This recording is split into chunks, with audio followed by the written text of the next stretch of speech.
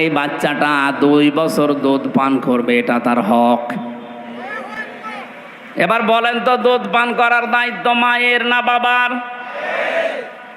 আপনি আন্দাজে বলেন। বাকারা 2 নাম্বার পারা 17 নাম্বার পৃষ্ঠার 1ম নাম্বার লাইনের 232 নাম্বার আয়াত প্রথম অংশে আছে, আল্লাহ লিমান আরাদা আন ইউতিম্মার রাদা, এটা মুযাক্কার দিয়েছেন নাকি মুয়ান্নাস? মুযাক্কার দিয়েছেন। পুরুষের কোনো ম্যাচিং পত্র আছে? যাদের অন্তত পুরুষ মানুষ তারা তো বলতে পারেন আমাদের আছে।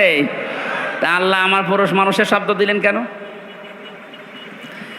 সন্তানের জন্য দুধ খাওয়ানোর যত রকমের খরচপাতি আছে, যত রকমের অর্থনৈতিক বিষয়, সব দায়িত্ব আল্লাহ বাবাকে দিয়েছেন। মায়ের কোনো দায়িত্ব নেই। উনি যদি পান নাও করায় দুধ, ওনার গুনাহ হবে না।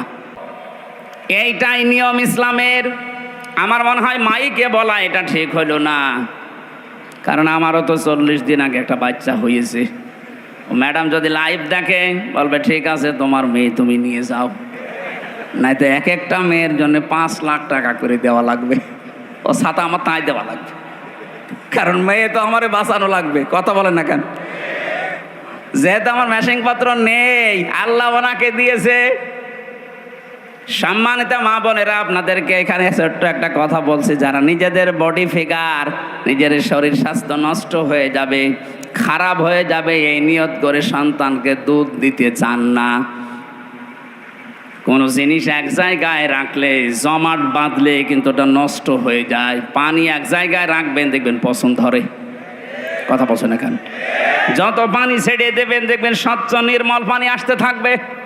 আর এক জায়গায় রাখেন, দেখেন 10 দিন পরে পছন্দ ধরে যাবে, নষ্ট হয়ে যাবে, পোকামাকড় তৈরি হবে। পৃথিবীর কোনো জিনিস এক জায়গায় রাখলেই নষ্ট হয়। এই লোহা লক্কড় এক জায়গায় রাখেন, মরিচা ধরবে, জং ধরে যাবে, শেষে ক্ষয় হতে হতে মাটি হয়ে যাবে। কথা বলেন।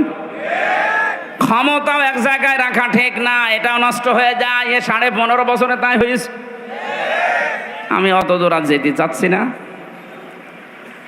মাকে আল্লাহ যে খাবারটা দিয়েছেন তাদের বুকের ওপর, এটা যদি আপনি সন্তানকে না দিয়ে এক জায়গায় করে রাখেন, এইটাও নষ্ট হয়ে যাবে, শেষ পর্যন্ত ক্যান্সার হবে, কেটে বাদ দেওয়া লাগবে। যাক, আমার বিষয় ওইটা না, আমি শুধু একটা টাচ দিলাম। মায়েরা যদি দুধ পান না করায় গোনা হবে না, দায়িত্ব আল্লাহ বাবাকে দিয়েছেন। আপনি টাকা খরচ করে করবেন না, মানুষ রেখে করবেন, এটা আপনার দায়িত্ব।